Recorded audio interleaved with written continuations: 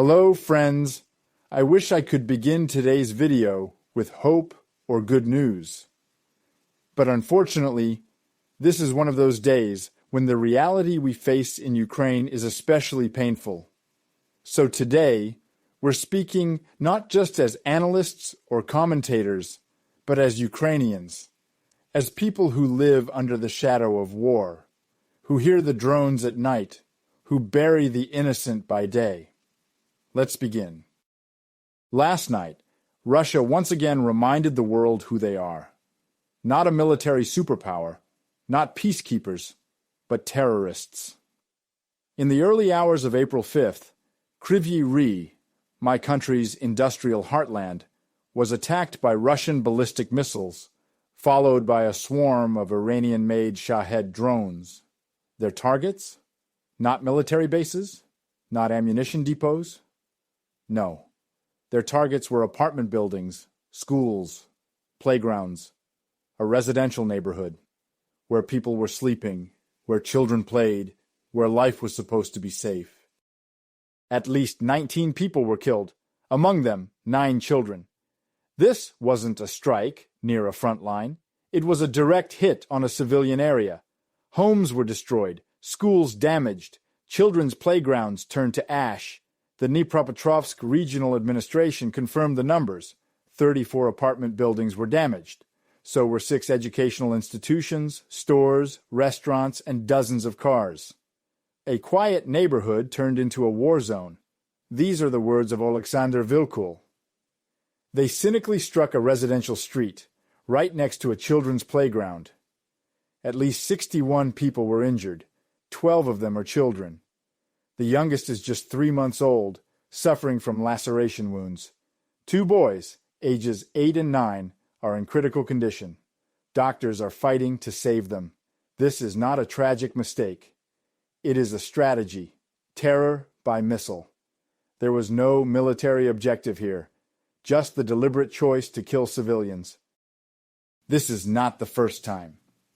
Just days before, on April 2nd, Russia launched another ballistic strike on the city, killing 4 people and injuring 17, including children. And I understand exactly what this means. I live just 30 kilometers from the front line. Every night I hear the sound of Iranian-made Shahed drones launched by Russia flying over my home. Every night our air defense works relentlessly to shoot them down.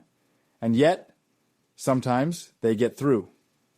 In my city, just like in Kryvyi Rih, people are killed, homes are destroyed, families are broken. No place in Ukraine is truly safe. The whole country is under attack.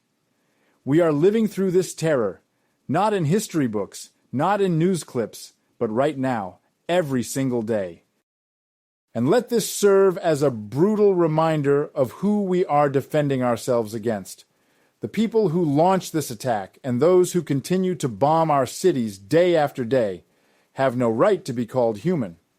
But they are not animals either, because even animals do not behave like this. This is something far worse. The Russian war machine is a dead end of human evolution, a grotesque distortion of nature and morality itself. Russia has become a nation where killing children is part of state policy, where cruelty is rewarded, where conscience is extinct.